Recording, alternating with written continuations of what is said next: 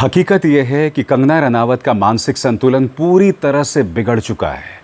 मुझे डर इस बात का है कि वो बीमार हैं, क्योंकि वो अनाप शनाप बातें कर रही हैं। अब उनका ताज़ा बयान आया है जिसके अंदर वो कह रही हैं कि ये जो हिंदू हीरोइंस हैं वो जब इस्लामिक लोगों से संपर्क में आती हैं तो वो कट्टर वामपंथी बन जाती हैं। मैं चाहूँगा आप कंगना का बयान सुने, मगर मुद्दा वो नहीं है।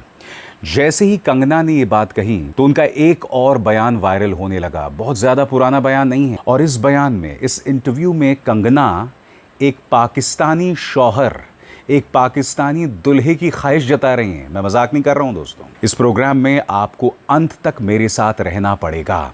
मैं कंगना की चर्चा इसलिए कर रहा हूं दोस्तों क्योंकि इन्होंने जेन ज़ी को गटर बताया था। मैं कंगना की चर्चा इसलिए कर रहा हूं क्योंकि ये औरत, इसने मेरे किसानों का अपमान किया था, जिसके चलते एक लड़की ने चंडीगढ़ में इन्हें जोरदार तमाचा मारा था, जिसका मैं समर्थन नहीं करता हूं। मगर ये महिला लगातार हमारे किसानों, हमारे जेन ज़ी, तमाम वो लोग जो इस सरकार से सवाल करते हैं, उनके बारे में अनर्गल बातें कहती रहती हैं। और अब उनका ये ताज़ा बयान कि हिंदू हीरोइंस इस्लामिक कट्टरपंथियों से संपर्क में आती हैं और फिर कट्टरपंथी वामपंथी बन जाती हैं। सुनिए इनकी वाहियात बकवास। क्योंकि आज मैं सुबह एक पोस्ट कर रही थी, एक हमारी फिल्म इंडस्ट्री की बहन है, बहुत ऐसी हमने फिल्म इंडस्ट्री में हिंदू बेटियां, बहनें जिनके संपर्क में हम रहे हैं, उनको बहुत क्लोजली देखा भी है, जाना भी है। और हम देखते हैं कि है वो हिंदू, लेकिन चाहे पॉलिटिक्स हो, चाहे रिलीजन हो, उसको लेकर उनकी कोई विचारधारा नहीं है। यूथ में यूजुअली ऐसा होता है, वो बहुत ही न्यूट्रल है।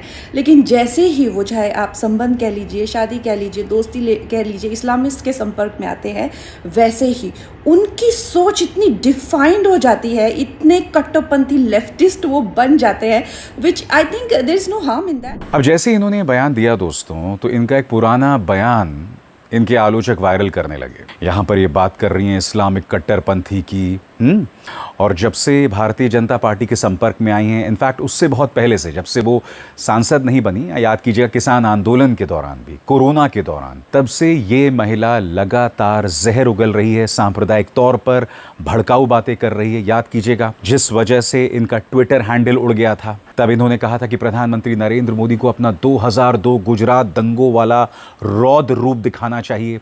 ऑपरेशन ब्लू स्टार की याद दिलाई, जो किसान वहां पर आंदोलन कर रहे थे, जहां पहले ही 700 मौतें हो चुकी थी, वहां पर इस तरह की बातें ये औरत कर रही थी। और अब इनका एक पुराना बयान वायरल हो रहा है जिसके अंदर ये ख्वाहिश जता रही हैं कि मुझे पाकिस्तानी दुल्हा चाहिए, मैं उसके लिए चिकन कोरमा बनाऊंगी, उसकी उम्र जो है वो 30 साल से ज़्यादा ना हो। आई मीन से कुछ भी बकवास।